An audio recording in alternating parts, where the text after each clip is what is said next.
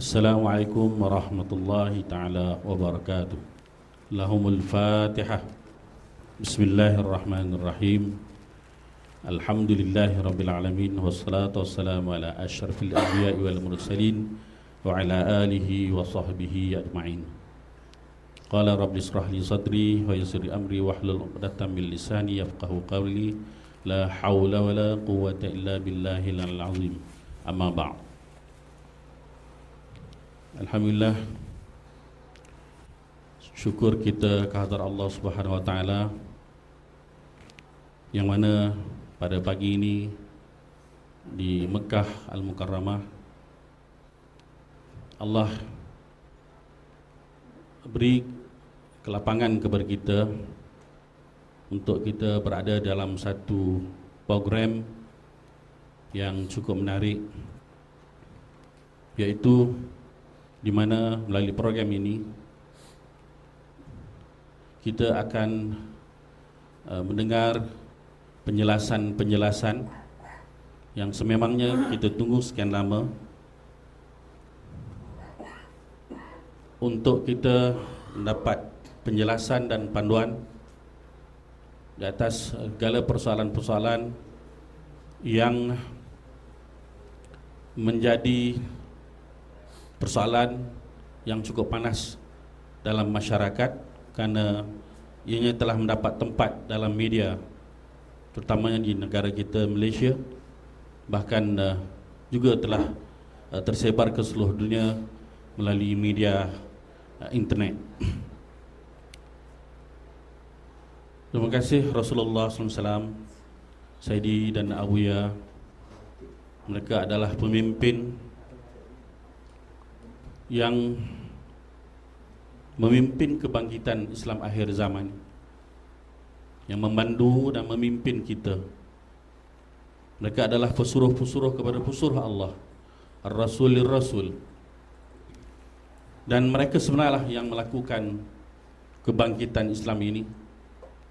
Kerana Rasulullah SAW, walaupun beliau telah wafat, cuma wafat jasadnya, tetapi dia tetap berperanan sebagai Rasul akhir zaman hinggalah dunia ini tamat rawaikan hayatnya. Dan ini adalah menjadi keyakinan kita.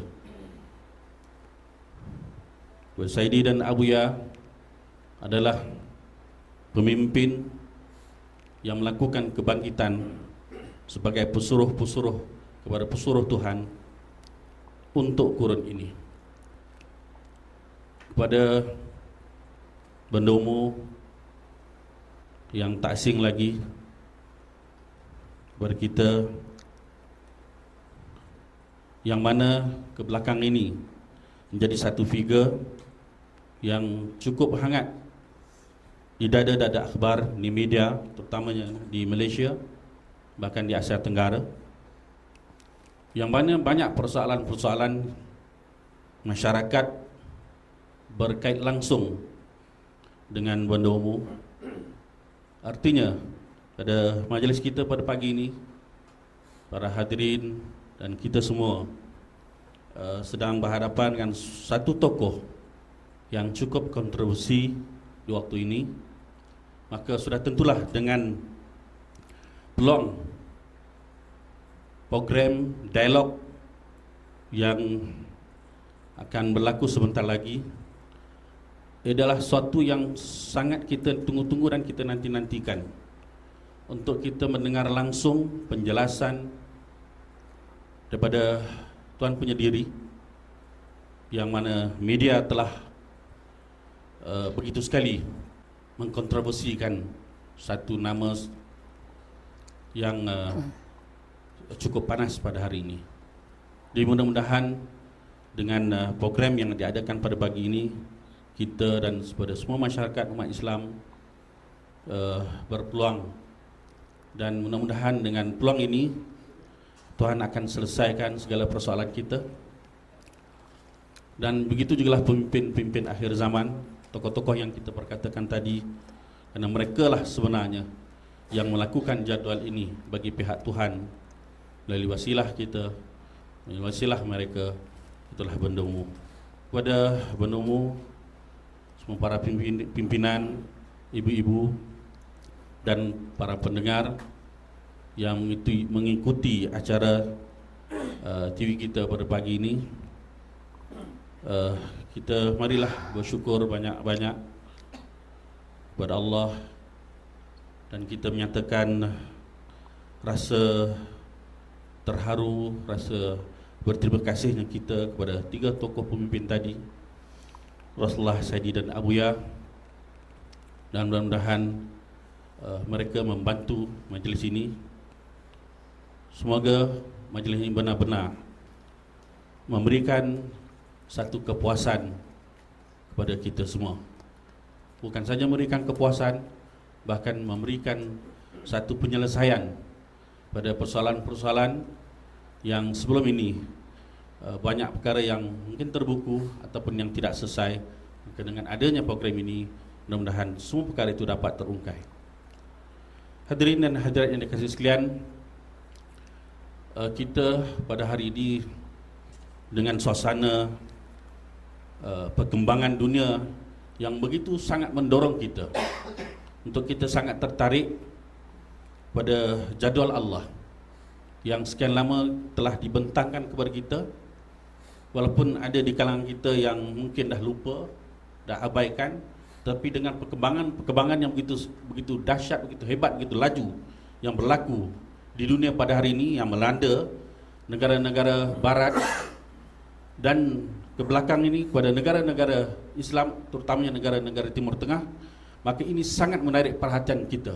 Dan bagi kita yang dah terlupa kepada jadual ini, maka sangat membantu, mendorong kita, memotivasikan kita untuk kita kembali memperhatikan jadual yang pernah dibentangkan oleh Abuya kepada kita selama ini. Begitu jugalah banyak lagi persoalan-persoalan yang ada hubung kait dengan jadual, yang ada hubung kait dengan kebangkitan yang langsung ada hubung kait dengan perkembangan dunia yang sedang bergolak ini. Maka ini menjadikan majlis pada pagi ini saya yakin sangat menarik di atas seluruh persoalan yang akan diajukan nanti. Jadi sebagai pengurusi majlis, sekali lagi mengalu-alukan kepada pihak Bendahara Umum yang tudi untuk menjawab semua persoalan-persoalan yang akan dikemukakan, dan kepada pihak-pihak yang berkenaan yang memberikan kerjasama, pimpinan, ibu-ibu, marilah kita sama-sama saling doa mendoakan semoga kita dibantu menjayakan acara pada pagi ini. Jadi saya dengan tidak melengahkan masa lagi mempersilakan Bendahara Umum untuk memulakan, dan selepas itu kita akan bagi peluang kepada semua para pimpinan untuk mengajukan soalan kepada Bendahara Umum. Silakan. Assalamualaikum warahmatullahi taala wabarakatuh. Bismillahirrahmanirrahim. Saya akan menerima soalan-soalan dari board dan saya akan menjawab secara bertulis, sebab saya rasa saya belum bersedia untuk berjawab secara langsung kerana baru dalam usaha nak muncul di televisyen, di depan kamera. Takut-takut terlajak-terlajak, terlepas-lepas, takut kata-kata yang dikeluarkan itu tak begitu sempurna. Jadi saya dah tuliskan semua jawapan-jawapannya. Jadi saya ingat kita terus saja kepada soalan. Silakan soalan pertama. Soalannya, umumnya masyarakat sangat menerima baiknya kita, cuma mereka mempersoalkan akidah kita. Jadi bagaimanakah kita nak mengungkaikan persoalan ini? Sekian. Bismillahirrahmanirrahim.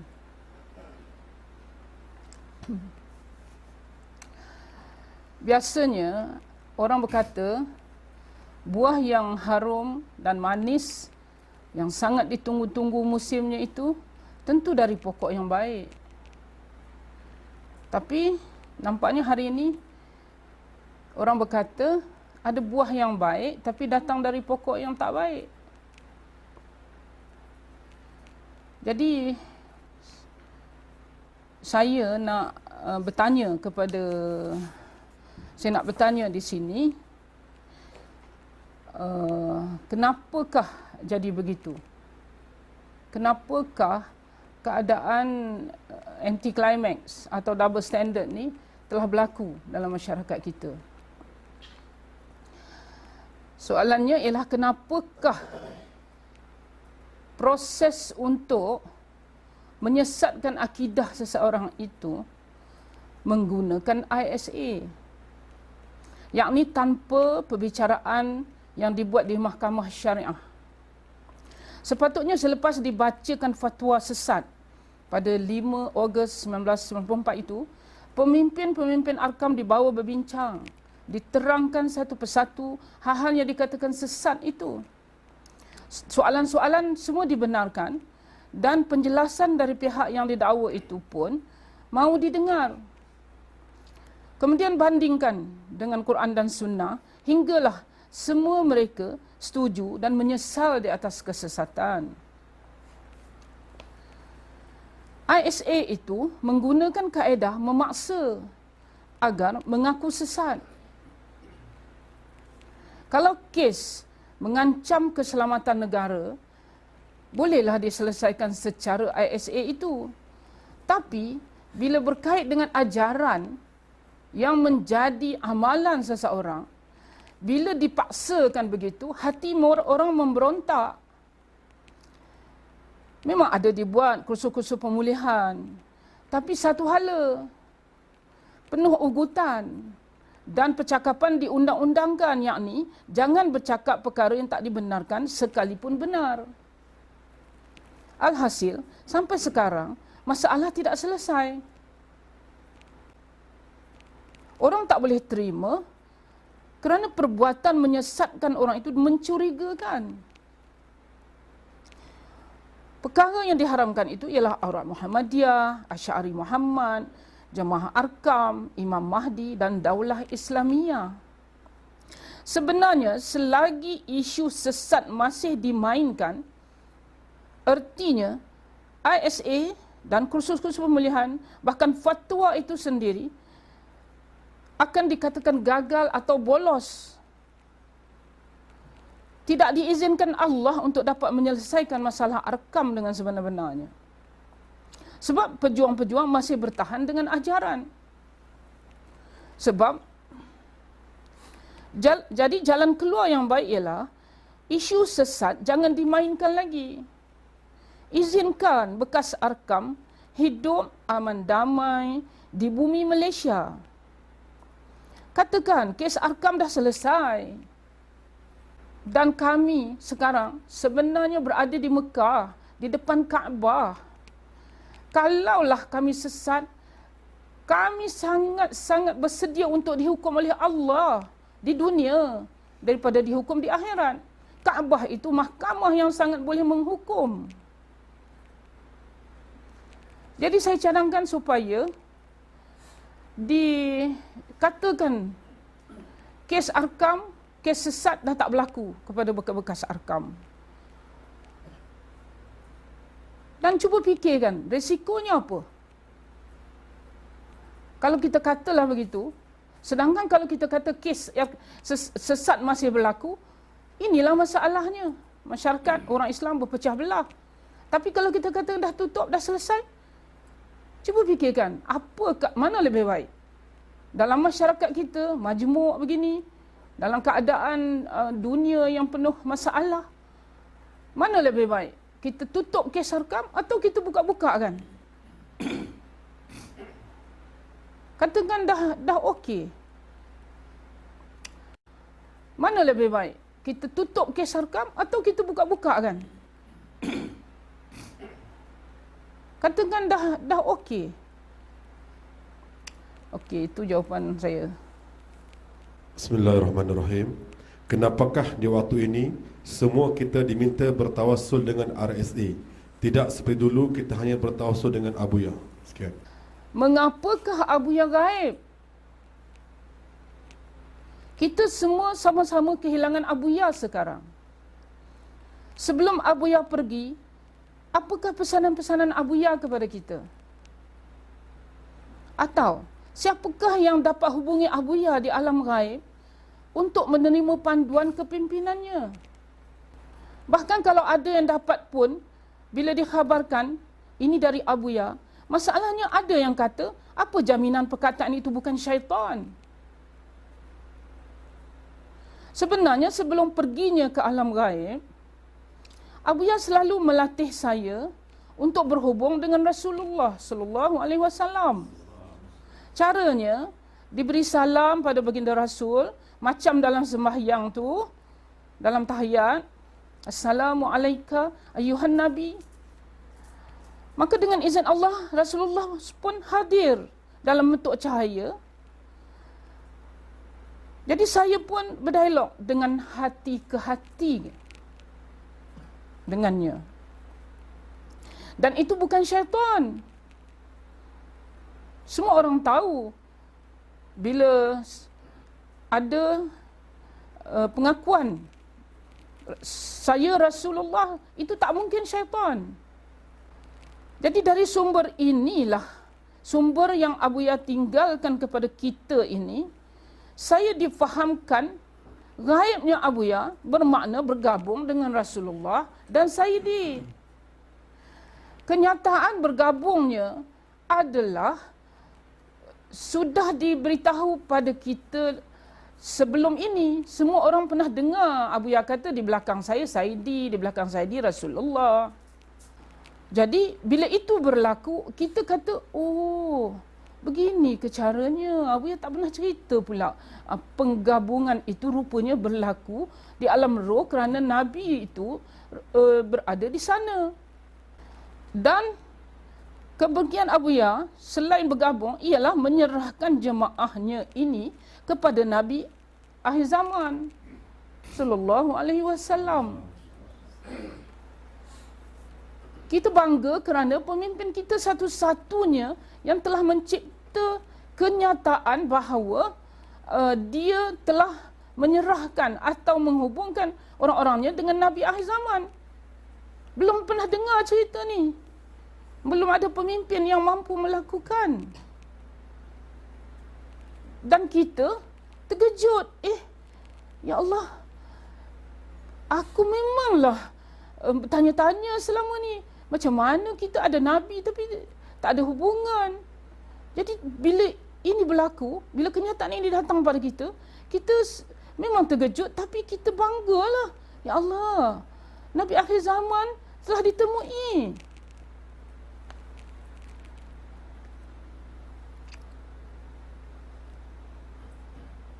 Maka sepanjang gaibnya, Rasulullah SAW lah yang mengetuai kepimpinan.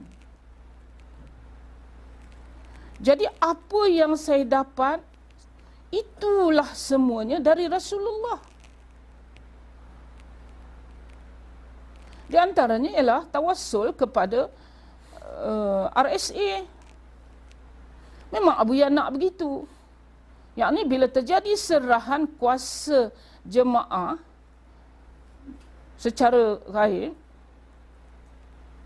pengikut tidak lagi hanya ada Abuya, tapi Rasulullah Sayyidi juga. Bukankah Abuya sudah ceritakan hal ini selama ini?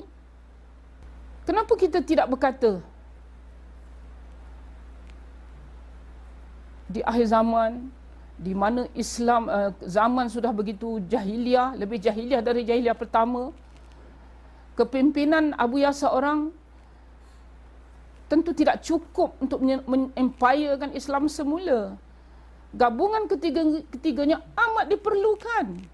Dan kalau kita setuju itu, maka tidakkah bertuahnya kita boleh dibenarkan, diizinkan sesuatu yang belum diizinkan sebelum ni, iaitu memanggil atau bertawassul kepada RSA. Terima kasih. Bismillahirrahmanirrahim. Soalan ketiga, kenapa banyak amalan-amalan baru yang dibuat sekarang yang tidak dibuat di waktu Abuya sebelum gaib? Contohnya, pencak dan tarik duit. Saya rasa salah fakta mengatakan amalan baru yang tak pernah dibuat masa Abuya. Sebab semua orang tahu Abu Iyah pernah berpencak dan Abu Iyah pernah tarik duit dari alam roh. Bahkan bila SB datang, Abu Iyah cakap, SB kata, mana dapat duit banyak ni? Dari bank Tuhan, tuan. Jadi itu salah fakta. Tapi semua itu Abu Iyah tidak izinkan kita amalkan di masa itu. Cuba fikirkan hikmahnya kalau kita disuruh amal waktu itu. Yang Abu Iyah izinkan ini setelah dia gaib. RSA ini muncul bila mana Abu Iyah gaib. Kejadian Abu Iyah gaib lah menjadi punca bagi segala-galanya ini. Sedangkan Abu Iyah tak pernah cerita kat kita dia akan gaib. Jadi kalau nak fikir, nak apa pun, pandukan kegaiban Abu Iyah itu. Atau katakan je lah supaya kalau tak mau bergaduh, katakan Abu Iyah mati. Semua ini berlaku setelah Abu Iyah tiada. Kalau Abu Iyah ada, takkan saya nak buat macam ni. Abu Iyah tak pernah pula bagi tahu kepada sesiapa agar jangan buat apa-apa kepada jemaah ini kalau Abu Iyah tiada. Ada tak sesiapa yang menerima pesanan, kalau Abu Iyah tak ada nanti, jangan buat apa-apa kat jemaah Abu Iyah. Teruskan je, jangan usik-usik. Teruskan. Gambarkan kalau Abu Iyah tak ada, terus macam tu je. Seolah kita kata Abu Iyah mati lah. Walaupun mulut kata gaib. Gaib tu untuk meneruskan kepimpinan. Abu Iyah tentu akan meningkatkan kepimimpinannya. Realitinya, jemaah Abu Iyah ini jemaah pemimpin gabungan. Atas arahan mereka lah semua program terkini itu berlaku.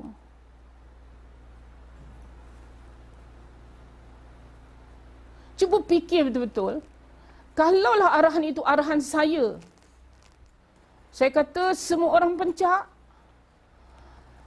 tanpa kerjasama alam gaib atau RSA untuk proses hati-hati, untuk taat, untuk faham, untuk yakin, boleh berlaku ke satu dunia orang nak pencak? Cuba menung betul-betul. Kenapa hati orang mau?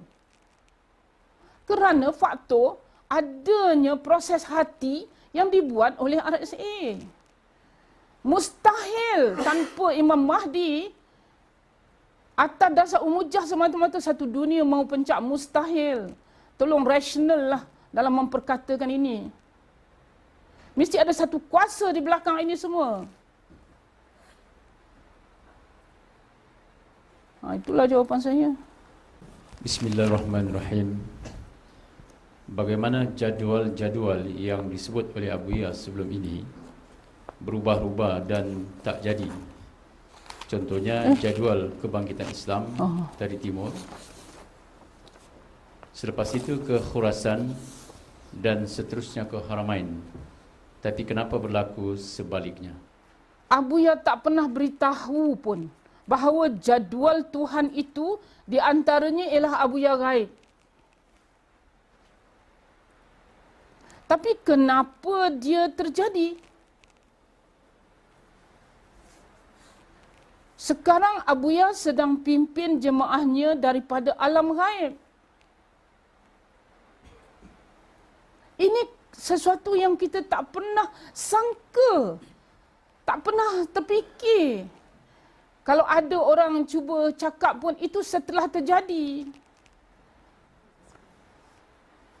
Tapi sebelum tak ada siapa terfikir. Sedangkan ini cukup besar. Cukup menentukan seseorang itu boleh dapat boleh terima ke tak boleh terima. Patutnya Abu Iyah dah hin-hin lah dulu. Nanti ada sesuatu nak jadi.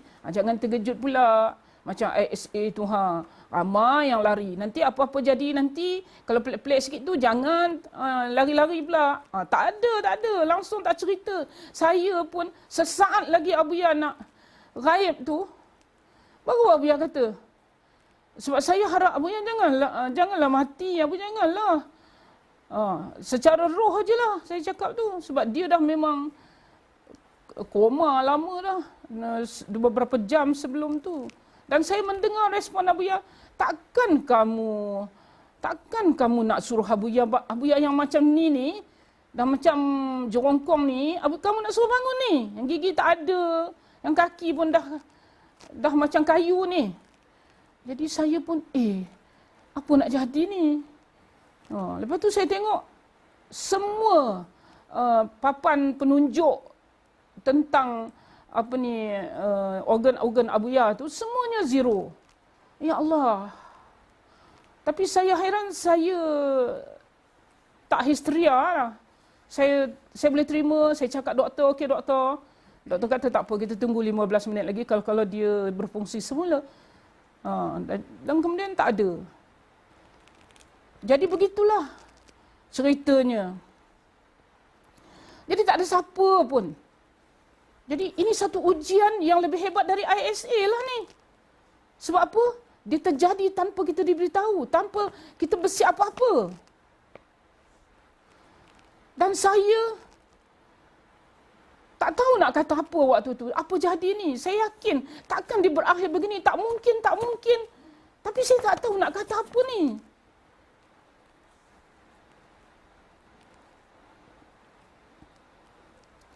Jadi, besoknya baru saya diberitahu. Kejadian ini namanya Abuya Ghaib. Oh begitu ke? Saya diberitahu tu pun ikut rasa hati je. Saya begitu diyakinkan, begitu kuat, begitu tak boleh dipikirkan lagi, sangat menguasai.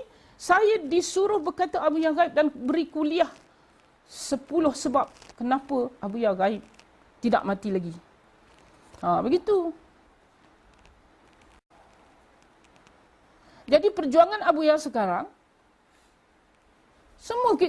semua orang-orang Abuya tentu mengatakan Abuya sedang terus memimpin di alam ghaib. Nanti bila terjadi Futuh Malaysia, hasil kepimpinan ini, hasil perjuangan di Haramain oleh roh Abuya dan gabungannya, maka untuk mengempirekan Islam, barulah Abuya dapatkan Khurasan dan terus ke Haramain lagi sekali secara fizikal. Sekarang Abuya tidak dikatakan di Haramain, tapi di alam ghaib.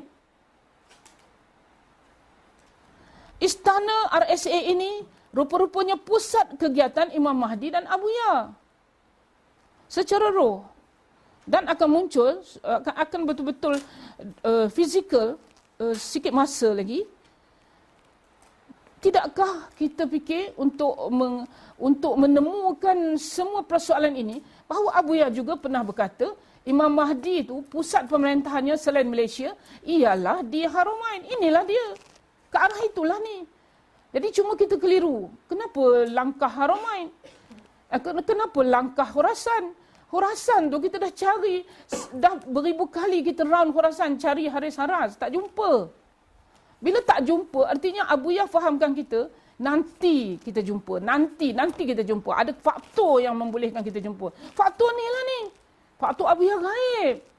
Mencari seorang lelaki yang ghaib di Khurasan, cari tak jumpa-jumpa, semua pakar-pakar mencari, turun, tak jumpa. Cuba juga pernah bawa seorang ke depan Abuya, inilah dia Haris Haras. Abuya cek-cek tengok, bukan. Jadi tak jumpa. Cuba juga nak pergi bangunkan oleh kementerian itu ini, tak hidup-hidup juga. Artinya cara itu Allah tak izinkan. Rupanya inilah kaedahnya. Apa yang susah sangat kita nak faham? Kalau ini pun tak boleh faham, macam mana nak faham yang lebih-lebih besar lagi? Ini simple logic. Siapa kata perjuangan sekarang ialah Abuya di Haramain, Abuya di alam roh. Hal ini tidak pernah kita diberitahu dalam jadual. Jadual bukan berubah, cuma kita tak tahu. Kita tak tahu kata lepas ni ini, lepas ni ini, lepas ni ini. Cuma kita pandailah gabungkan. Itulah dia. Bismillahirrahmanirrahim. Bonomo pernah berkata yang saya bukan pemimpin. Tapi banyak arahan-arahan yang datangnya daripada Harmain ni, yakni datangnya daripada Bonomo. Jadi mohon penjelasan. Dunia tahu Abuya itu pemimpin roh, pemimpin rohani. Bahkan satu-satunya yang menonjol di dunia kepimpinan rohaninya. Maka di antara karomahnya ialah memimpin dari jarak jauh. Menggunakan talian telefon atau mikrofon.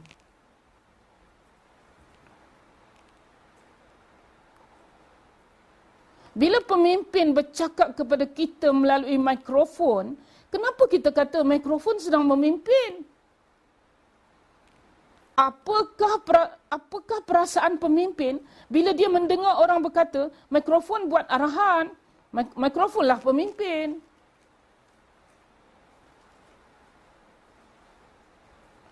Kalau kita faham Abuya, nescaya kita tak tergamak menyakiti Abuya dengan kata-kata itu. Apa rasa seorang ayah bila dia dengar anak-anaknya berkata, dalam rumah ni sekarang ayah jadi tunggul, maklah memimpin. Kalaulah kepimpinan ini oleh RSA kita tak boleh terima, artinya kita tak percaya Abuya orang roh. Sebab kita berharap Abuya memimpin dengan cara yang akal kita boleh terima saja. Ataukah kita berkata, kalau mikrofon Abuya itu ialah saya, bukan Umuja, tak timbullah semua ini. Artinya, kita nafikan mikrofon Abuya kerana merasa ada mikrofon lain yang lebih baik dari itu. Sebenarnya, semua arahan-arahan yang dibuat adalah tindakan-tindakan yang diperlukan untuk diamalkan sekarang. Dia datang dari Rasulullah SAW yang menjadi pemimpin kepada jamaah ini sekarang. Itu dia. Orang kata Umuja menghukum Ain hanyalah semata-mata untuk menguasai keluarga dan jemaah. Mohon penjelasan. Adakah Ain itu orangnya sangat bertanggungjawab kepada jemaah dan keluarga sehingga bila ada orang yang ingin menguasai jemaah dan keluarga terpaksa jatuhkan Ain dulu?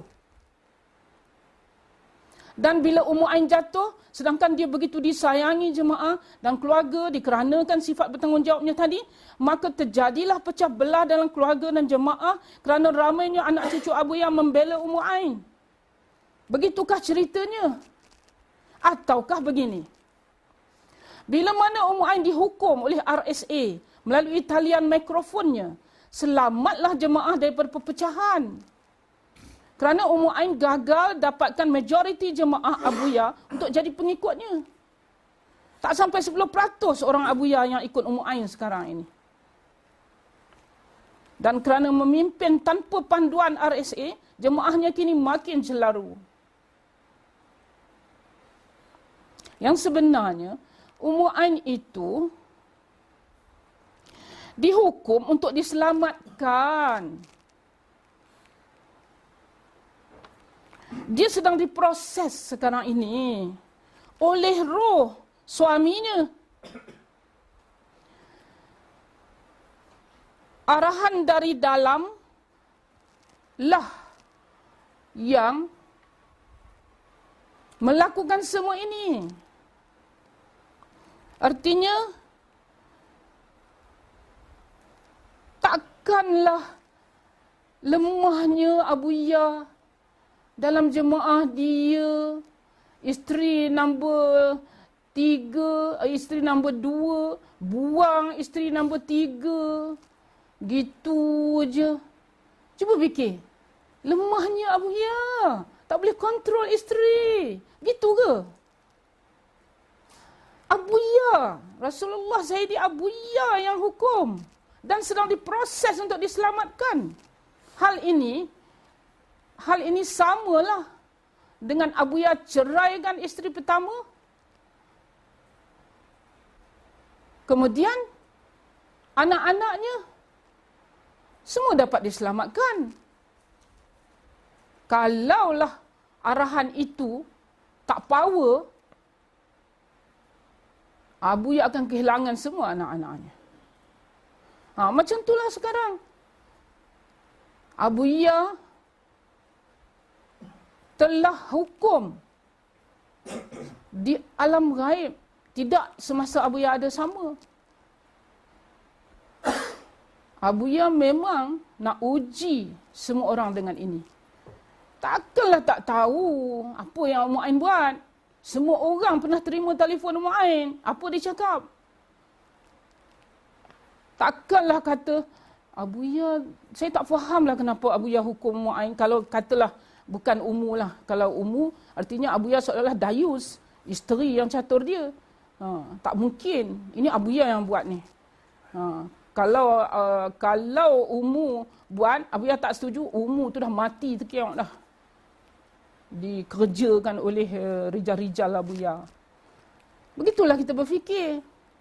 Jadi, sekarang ini, kata RSA yang menjawab soalan ini, kalau Umujah nak kuasai jemaah Buya selepas Buya gaib, tak payah jatuhkan Ain. Tak payah. Ain memang dah jatuh pun sebelum tu. Cubalah kalau ada orang kata, tak begitu. Sebenarnya Ain, kalau diberi peluang, memang hebat. Kalau ada orang kata macam tu, itu jenis orang yang bertanya kepada Rasulullah, kenapa Rasulullah tak boleh tahan gigi Rasulullah daripada patah dalam medan perang? Malulah Nabi patah gigi. Samalah. Orang munafik yang duduk dalam jemaah nak kacau kepimpinan. Kalau betul, buatlah jemaah sendiri. Kalau ini dah salah, buat jemaah sendiri. Buktikan awak lebih benar daripada apa yang ada ni. Kalau kacau-kacau gitu, orang hilang kepercayaan. Sebenarnya orang kata, kesian bodoh tak mampu berfikir. Hati pun agaknya tak betul tu. Macam dedalu menompang di pohon orang, lepas tu merosakkan orang. Begitulah jawapan saya. Bismillahirrahmanirrahim. Bismillahirrahmanirrahim. Dalam kenyataan akhbar, Bonda Ummu telah menyatakan bahawa Buya sudah mati. Tetapi di dalam jemaah, Bonda Ummu telah dedahkan tentang kemunculan Buya di istana RSA ini. Jadi boleh kami dapatkan penjelasan? Sebenarnya di zaman Rasulullah hidup sebagai fizikal, sekarang dia hidup dengan roh. Nur Muhammad itu terus hidup sampai ke akhir zaman. Dia menjadi Nabi sampai dunia kiamat. Dengan rohnya, dengan Nur Muhammadnya. Jadi saya nak cerita masa kepimpinan secara fizikal oleh Rasulullah SAW. Pernah berlaku sahabat, dia kerana mengelak daripada Islam dihancurkan pada dirinya oleh musuh, maka Rasulullah izinkan untuk dia mengatakan, tak, dia tak Islam. Saya tak Islam. Walhal hatinya sudah Islam, sangat Islam. Semua orang tahu sejarah ni. Rasulullah benarkan sebagai strategi kepada setengah orang, setengah sahabat. Sedangkan Bilal, tak, Sayyidina Bilal. Dibuat apa pun pada dia, terus dia kata Ahad, Ahad. Allah, Allah. Itu begitu pun ada. Yang begini tadi pun ada. Jadi strategi boleh dipelbagaikan, mengikutlah keperluan seseorang. Itu mesti jadi asas pegangan kita. Jangan pula kata, Rasulullah tak pernah buat lah bohong-bohong ni. Buya ni, dah banyak dah. Dah banyak dah, bukan ini. Yang banyak dah. Buya ditanya, amal tak? Tak. Tak. Tapi kita tahulah sebenarnya kan. Jadi, saya teruskan jawapan dengan mengatakan bila Nabi Isa gaib, terjadi dua golongan, iaitu Kristian dan Islam. Yang satu percaya, yang satu lagi tidak. Bila Sayyidi gaib, ada yang percaya dan ada yang tidak. Bila Abu Ya gaib, ramai yang kata Abu Ya mati, ramai juga yang kata Abu Ya gaib. Kenapakah Allah izinkan terjadi begitu? Sebab Allah memberi peluang untuk yang percaya buktikan keyakinannya, yang tidak percaya pun buktikanlah keyakinannya. Saya berkata di atas nama media untuk orang-orang yang tak percaya kepada Abu Ya, yang tak percaya Abu Ya gaib, Abu Ya katakan Abu Ya mati. Saya tak nak kata saya kata Abu Ya sebab saya nak buktikan bahawa saya yakin semua itu berlaku oleh Abu Ya, bukan oleh saya. Abu Ya pemimpin. Saya cuma melaksanakan arahan pemimpin. Abu Ya katakan Abu Ya mati. Atas nama media. Itu kena faham tu. Iaitu, berdepan dengan orang yang tak percaya, Abu Ya cakap, ya, Abu Ya mati. Supaya tiada perpecahan. Sebab Abu Ya lah yang suruh mandikan, kafankan, sembayangkan dan kebumikan. Kemudian Abu Ya beritahu media, Abu Ya sudah mati. Tapi atas nama jamaah Abu Ya suruh beritahu Abu Ya gaib. Kalau kata mati pun mereka tak boleh terima juga. Hatta sekarang bila Abu Ya kata Abu Ya separa muncul di istana RSA, jemaah sangat terhibur. Sebab mereka sangat menunggu. Mereka tahu Abu Ya belum mati. Jadi, berdepan dengan dua keadaan ini, kebijaksanaan Abu Ya apa? Kita dah faham selama ni. Ada kalau orang tak bagi wirid, letak tasbih. Letaklah tasbih. Sebab yang wirid bukan tasbih. Tak faham. Kalau tak faham nanti, itu pasal yang terkeluar-keluar tu. Soalnya, kenapa Abu Ya selalu buat serampang dua mata? Kenapa? Dua-dua Abu Ya tackle. Untuk apa? Macam berbohong pula.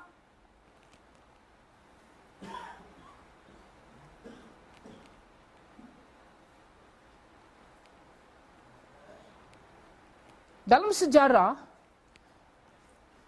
bila keadaan begini ni, bila Abu Ya buat macam tu, sejarah berkata, ini ulangan sejarah.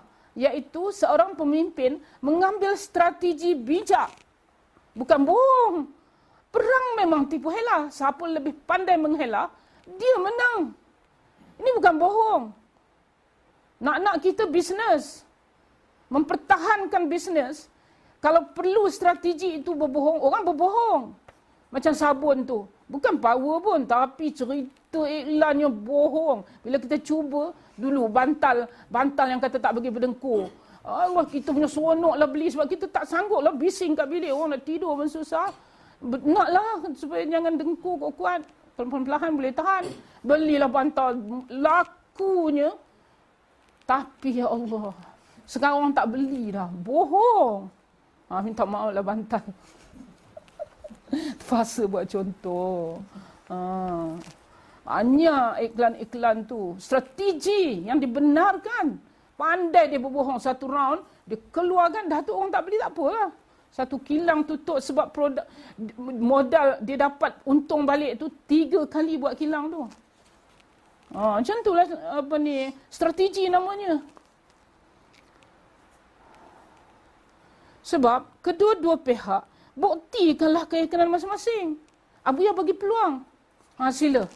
Abu Ya mati. Nak kata Abu Ya mati? Ya, Abu Ya mati. Yang ni, tak nak Abu Ya tak boleh mati lagi. Jangan, tak betul. Tak percaya. Ya, Abu Ya tak mati lagi. Abu Ya gaib. Abu Ya buat macam tu. Apa salah Abu Ya? Tak salah lah. Ni macam saya, baru ni. Tulis kat Norzah, atas nama media kami keluarga dah kata Abu Ya mati. Dah lah, kenapa nak bising-bising nak hidup-hidup balik? Kenapa ni? Mesti ada benda, ada orang ketiga ni. Yang memanglah, orang dah tutup dah, kenapa dibuka balik? Saya terkejut sebenarnya. Seelok saya di luar negara, saya dengar ni cerita Amu Mujah kata right, padahal semua SB waktu tu dah seronok dah. Pasal apa? Amu Mujah dah tutup cerita. Dia kata Abu Yah mati. Cukuplah tu. Nak apa lagi? Habis kenapa pergi korek-korek tu nak cari apa? Mesti ada orang ketiga. Kerjanya ialah menghancurkan Islam. Perpaduan di dalam Islam. Jadi Abu Yah mau kedua-dua pihak buktikanlah keyakinan masing-masing. Di dunia yang satu, Tuhan yang satu. Kenapa kebenaran dikatakan dua? Kebenaran sebenarnya tentulah hanya satu. Tapi yang mana? Masing-masing kena buktikan. Yang mana satu boleh buktikan, sedangkan yang lain tidak, maka semua orang pun tahulah kebenaran yang mutlak itu yang mana. Yakni, bila mana Nabi Musa berjaya telan semua sihir Fir'aun, maka semua orang pun percayalah kepada Tuhan Musa. Artinya, Fir'aun bukan Tuhan. Kecuali yang hasad dengki dengan Nabi Musa tetaplah mengikut Fir'aun dan sama-sama mati di Laut Merah. Silakan lagi soalan. Bismillahirrahmanirrahim. Benda umum, apa bukti kejadian dalam dunia hari ini seperti pergolakan di Mesir, Libya, Tunisia dan tsunami Jepun itu dikaitkan dengan percaturan RSA? Setakat ini, setahu saya, RSA saja yang mengaku melakukannya. Orang lain belum didengar mengaku. Bahkan Amerika kata dunia sedang terancam.